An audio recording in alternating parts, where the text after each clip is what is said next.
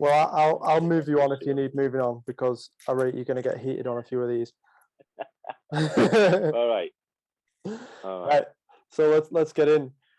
Good morning, Right, we're ready. afternoon, good evening, wherever you are, whatever time you're listening. Welcome to the Proper Wellbeing Chat with myself, Ross Gowrie, and Mr. Ben Johnson. Hello, people. How are we all doing? How are we diddling? I don't know why I asked. You can't answer me back. Hopefully, you're all doing real good. I'm doing real good. There's just echoes of listeners in the background going, "We're good, we're good, we're good." Ah, that's nice. That's what I want to hear. That's what I want to hear. So, what are we going to be talking about today? We've just been having a proper chat about this before we came on, mate. I think it's going to be a bit of an epic one. We've recorded pretty much a full podcast before we've even started the podcast here. So yeah. We're going in on 13. I say 13. It might be less, it might be more, but we've got 13 in the notes. Easy ways to reduce your calories without measuring. Right. And a quick caveat before we get in on that: we are advocates of measuring 100%. But this time of year, it's kind of good to not be wasting all your time measuring. There's a lot of things that are more difficult to measure this time of year. But let's be honest, people need to eat less than what they require to lose some fat, right? Measuring can be a hurdle for some people, as in they don't have the time to learn. That is a massive podcast in itself. That is not what today is about. And also, we have festivities are upon us, right? They're on the way, and we've got in brackets here in capital letters, cheese. We're going to be eating a lot of cheese, aren't we? Going to be eating a lot of cheese. Dipping everything in cheese. Dipping cheese in cheese. Drinking cheese. That's great. No. Well, you go too far there, mate. But I think that whole point of we want to measure as much as we possibly can. But if I added every little bit of cheese that I'm going to be eating over the festivities on my mate, it's just not going to happen, is it? So it's all about knowing that you can make these better choices that are going to make an impact. You're going to get these big changes going on, but without having to do loads and loads of I can't eat that, or I've got to measure that, or whatever it may be. And if you don't, then you get caught up in this, we've talked about before, trying to make huge changes, just saying, I'm not eating Christmas dinner, or whatever it is. I'm not going to drink when I go out on the road. It's quite rubbish. Yeah. So imagine is unsustainable. Imagine being that person at a family Christmas party who gets out food scales and opens MyFitnessPal to start logging a cheese board that they're about to eat. Get out right now. Get out. Right. So let's get into these. So we have got 13 on the list, and I think there is absolutely no chance we were going to get through all 13 of those. I reckon we're going to get about 4 of these done. And what we want to say as well is a lot of this stuff you may well have heard some of this stuff before. Yeah. I genuinely think actually one of them, because we were chatting about before, one of them may actually surprise you a little bit, perhaps where we go with it. But this is all none of this stuff is kind of real rocket science. But we want to finish up today as well about how do you actually put these things into place and give you those actions to make sure, okay, I can go off and do that one that they said at number 3, and we're going to go and give that a go. How do I put it into action? So that's important as well. So kind of stick around with us for that. So let's start with number 1. What is number 1 small change that you can be doing to reduce your calories? Real easy, like most of these, but I bet you're not doing nearly all of them. All right. Easy. Drink more water. All right. And you're probably going to hear that and think, well, I drink water, I drink tea, or whatever.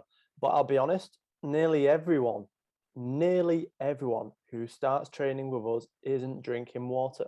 And then there's some adults that say they don't like water. And I'm here thinking that's like saying you don't like air. You need water to survive, right? But in terms of how to help you reduce calorie intake, drinking more water curbs your hunger, for example, right? It helps to manage appetite.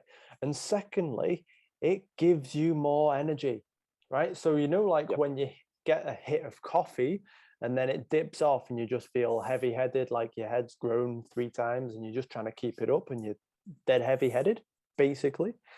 That's probably because you're dehydrated, not because your coffee's worn off, right? So curbs your hunger, and gives you more energy. Easy. Yeah.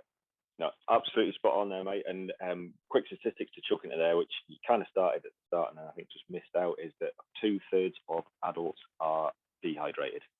Okay, so even if you think that you're drinking enough water, chances are you're not. Okay.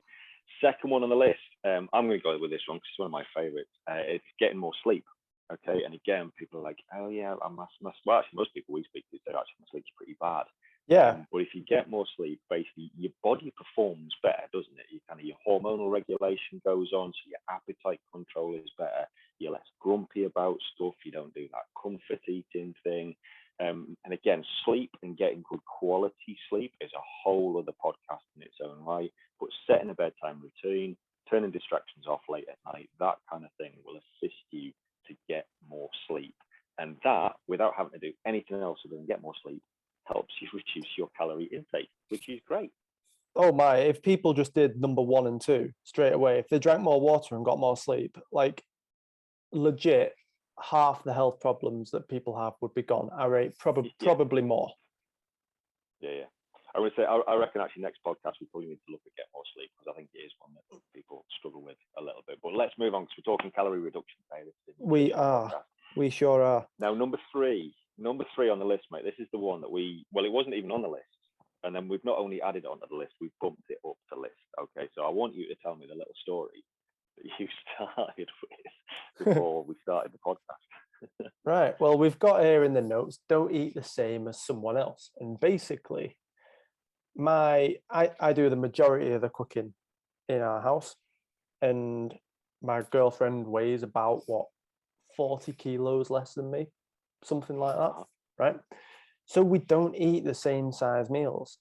And I post meals on Facebook and Insta occasionally. I don't do it that often now because I'm too busy just getting in there, barely use my cutlery, just face plant the food. I'm starving. But that's point number 4, mate. We need to get onto that. Yeah. Use cutlery.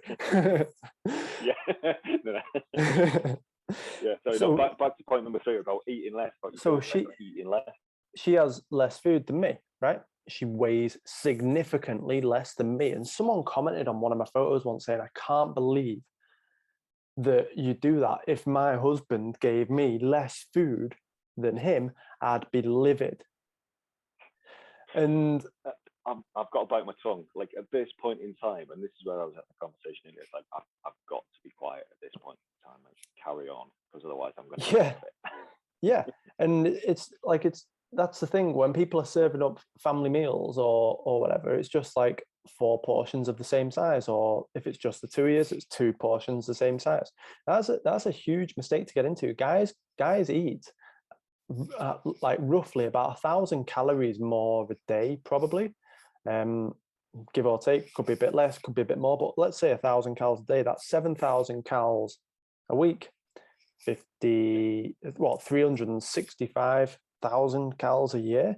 Like that's just if you're eating the same as your partner, and that one's generally aimed at ladies, just for the fact that guys do tolerate more carbohydrates. For example, we have throughout the winter we meal prep soup for lunches, right? It's low calorie, keeps you trim, it does great things on the run up to Christmas. But I have mine with 2 slices of bread and butter. My partner doesn't, because that adds about an extra 250, 300 calories onto it. Yeah. Do you get what I mean? So I eat slightly more every meal, and that sorts me out. That should be a normal practice, everyone. Yeah. I mean, basically, blokes are generally speaking bigger, carrying more muscle, that kind of stuff. That you need to eat that a little bit more. We're not. It's not like going anti-feminist or anything daft like that. It's like genuinely speaking, women need to eat a little bit less than their equivalent partner, basically. But to flip that on its head, that's sexist, Ben. Can't believe you said that. Well, I know. It's like it can be a bit of a minefield, can't it? But I wanted to flip it on its head as well because somebody who's very close to me, trains incredibly hard, European level athlete, basically eats a huge amount. I nearly swore there. Huge amount of food, but she trains like twice a day. She's doing Olympic lifts before breakfast kind of thing, and it's like legit. If that's the way that you were training, you need to have those calories in the system. But most people don't train like that. Most people need to eat the amount that they need to eat, not what their partner's eating. Yeah. Well, it's based on your goals, isn't it? Son or daughter. You Exactly. eat based on your goals. And if you are an Olympic weightlifter and all these crazy things, then that's all good. You definitely need to eat for that. Yeah. Like strongmen, for example, like the big dudes that come on the telly at Christmas, they're polishing off like 12, 14,000 calories a day. It looks absolutely crazy. I just couldn't fit that volume of food in. Anyway, I'd love to. I would love to. Yeah, but genuinely, if you're looking at your portion size and it's the same size as somebody who's significantly bigger than you, then that's probably the reason why you're struggling to lose fat. Let's move on before I start really going off on that one. Number 4. Start going off. Number 4 on the list is eat slower and more mindful. This doesn't mean that you only eat kale on a meditation cushion, right?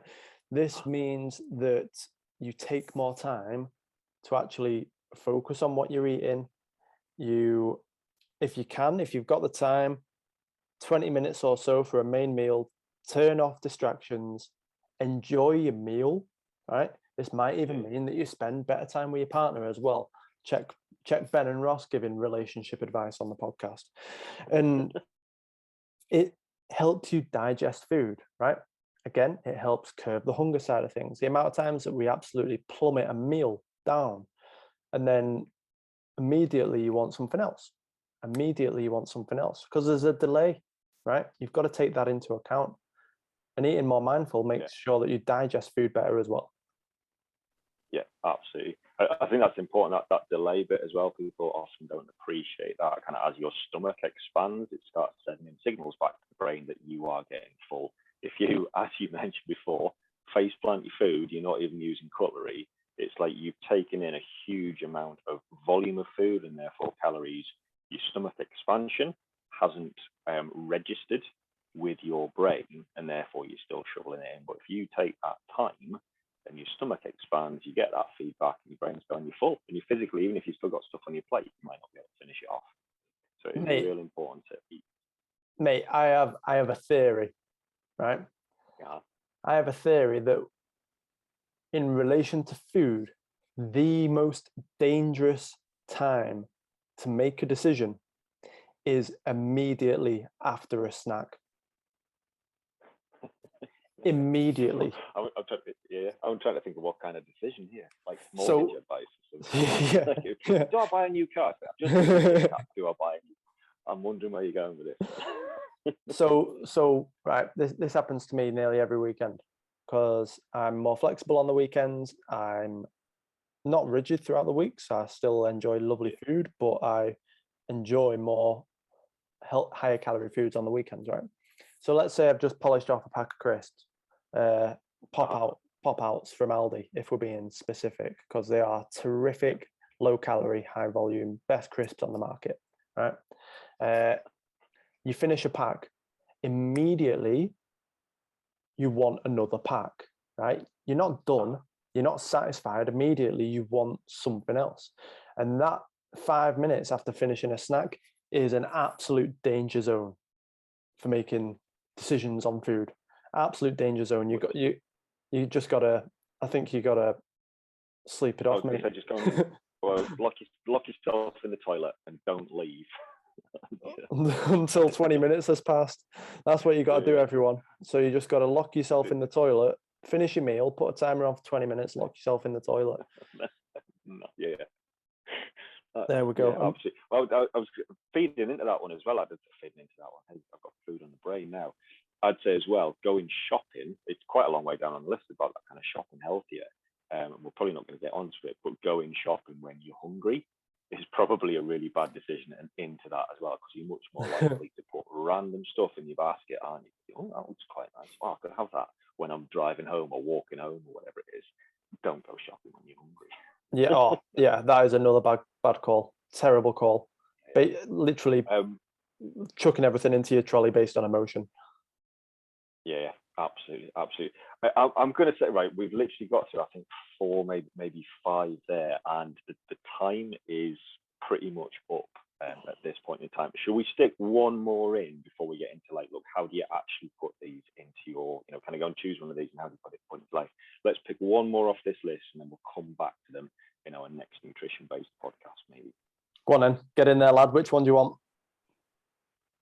Oh, right. Oh, I've got my crikey. Well, I'm going to go with the training based about building some more muscle to burn some more calories. We've talked a little bit about resistance training previously, how important that is. Basically, if you are building muscle, you get to eat more without gaining weight because your muscle is metabolically active. It's burning calories all the time. You're burning more calories basically throughout the day, even whilst you're just sitting around in your pants, not having to do anything. So doing some resistance training, building some muscle, that's all good, and it makes you look a little bit better as well. So happy days. I'd say that would be the one that I'd like to finish on. I like that because everyone, we say this on quite a few podcasts and across social media, but if you're holding on to more muscle, you are not going to get like bigger and heavier, right? The likelihood is, depending on how you're eating, you're going to get more defined, more toned, if that's a real thing that people are after. You're gonna lean out, basically, unless you're eating in a huge calorie surplus and you're looking to build muscle, right? If you're eating in a calorie deficit and you're doing your strength training, that is the best combo you can do for getting in terrific shape. That's it, mate. Basically, that advice, that little nugget at the end there is all you need to know. But before we move on, we've talked about some of the specifics here of what people are doing. Like, okay, what we now want you to do is go and put some of this into action. We've touched on, I'm going to say 5 here. Because no idea, mate. Could be 6, could be 4. Probably 5. You know us PTs struggle to count to 10, everyone. yeah. I struggle to count to 5 when I'm doing strength training. It's like, right, we've got 5 reps set. I'm like, 3 reps in. I've got no idea where we're at. Anyway. So that's why you do so much strength training. Yeah, mate. Oh, yeah. I get beyond 5 reps. I've got no idea what's going on anymore. Do you know once a client bought me a clicker because my counting was that bad? Yeah. Mate, I'd lose it. Yeah, we're not here to count reps, are we? It's like we're more about your form and your programming and that kind of stuff. It's like if you need somebody to count reps, yeah. That's what we tell them anyway. Yeah. That's a completely different topic. So I'm gonna quickly run through these. So the plan is, what we want you to do is to basically pick one of these options that you're going to be doing to assist you to reduce calories without having to worry about measuring them. And so you can be going into the festive period, being able to eat this little bit less, being able to lose fat. Yeah. So we want you to write them down and put them somewhere that you're going to see them, and therefore be able to do them on a daily basis. Because what we've done so far is kind of giving you some of the knowledge, and this is great, but people don't take action on it. Like I say, what we've said here today is probably not news to a lot of you, apart from maybe on the portion size one. That might have got some of you, but you need to take action on this. Yeah, so we went through drinking more water. Okay, we went through getting a bit more sleep. We went through, I'm going to say, portion control, about eating the right amount of food for you. We went through eating slower and being more mindful. And we went through building more muscle to burn more calories. So we did get 5 in total. And the supermarket, 6. You mentioned the supermarket as well. Yeah. Okay, so take that one as well. Don't go shopping when you're hungry. Number 6. So what we want you to do is to pick one of those, maybe a couple of those, write it down, put it where you're going to see it, and practice those habits daily. Okay, and then what we'll probably do, mate, is to wrap this up now, is we'll come back. We've got another 5 or 6 on the list there. Go through. We'll do that in our next nutrition podcast. So then when you come back to this in a few weeks' time, you can add a few more of these on. Yeah, and just before we bounce off, I want to drill into everyone listening, right? These are tiny changes. Yeah, that means that you can do them. Okay, they're not massive changes. Potentially the strength training, if that's new, is massive. But these are tiny changes, but with huge returns on your health. Okay, that's why we do it. We get people to make continual tiny changes, but they're not just general tiny changes. They are ones that have huge returns on your health. And as you know by now, listening to this podcast is great. All right, It's a free podcast. We put it out for free, but there is a currency, and it is you taking action. You have got to go and take action. Make tiny decisions that fit into your lifestyle and start to become healthier each and every week. That is on to you. You can listen to this all you want and do nothing about it and stay the same. Or you can make super easy, tiny, sustainable changes and start to improve the quality of your life easier than you've ever done just by building on these simple habits. Absolutely. I couldn't have put it better myself. Let us wrap it there, because that was an epic outro, mate. If you do want to find a little bit more about who we are, what we do, if you want to have a little chat about yourself, about your organization, improving your health and fitness, check out our website, www.aeonhealth.co.uk. Looking very swiggy now, I must say, because we just had a bit of work done to it. Check us out across the social medias, Facebook, Instagram, all that jazz. And if you do want to get in touch, drop us a message. We would love to hear from you. Absolutely. Do drop us a message. Take care, everyone, and take some action. See ya.